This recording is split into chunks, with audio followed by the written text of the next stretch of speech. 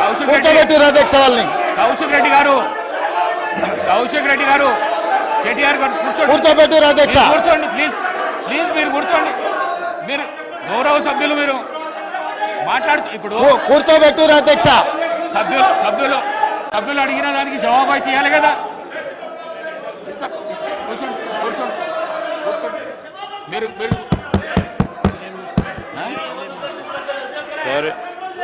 Sir సభానాయకులు మాట్లాడుతూ ఉన్నప్పుడు కనీస గౌరవం అధ్యక్ష లేదు. కూర్చోవాలి, హౌస్ ఆర్డర్లో ఉండాలి.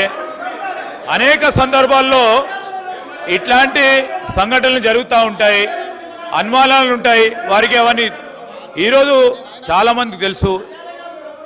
సభానాయకులు when is on the legs,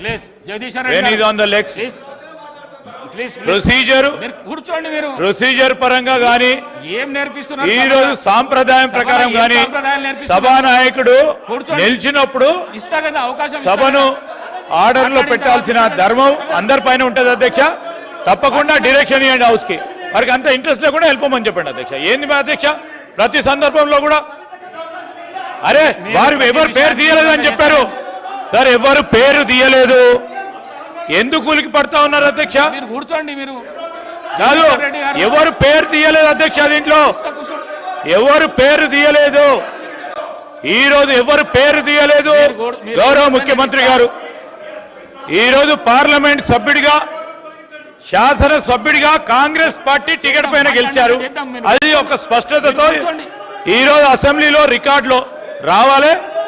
వారు ఈరోజు మేము కూడా చెప్తా ఉన్నాం, సభానాయకుడు నిలిచినప్పుడు సభా సాంప్రదాయం అధ్యక్ష, సభా సాంప్రదాయం అనేక సందర్భాల్లో చూసినాం. మేము కూడా అపోజిషన్ లో ఉన్నాం. మేము సభానాయకుడు మాట్లాడుతున్నప్పుడు చెప్పిన ఏం మాట్లాడుతున్నారు సార్ వీళ్ళు?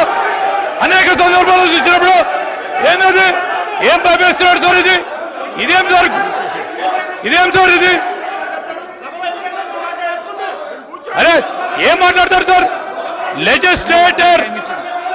లెజిస్లేటివ్ మంత్రిగా నాకు పూర్తి స్థాయిలో నాకున్న ప్రివిలేజ్ ను కూడా వారు ప్రశ్నిస్తా ఉన్నారు అధ్యక్ష. ఏం మాట్లాడుతున్నారు? నేను అప్పీల్ చేస్తా ఉన్నాం. సభానాయకుడు మాట్లాడుతూ ఉన్నప్పుడు రెచ్చగొట్టే విధంగా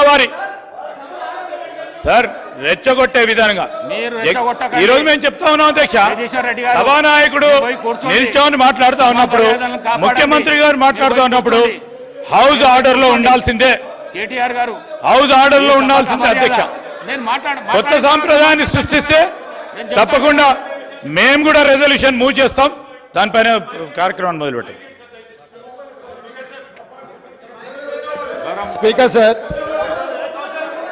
2018 శాసనసభ ఎన్నికల్లో కూర్చోండి కౌశిక్ రెడ్డి గారు, నేను కొడంగల్ శాసనసభలో ఓడిపోయిన తర్వాత కూర్చోండి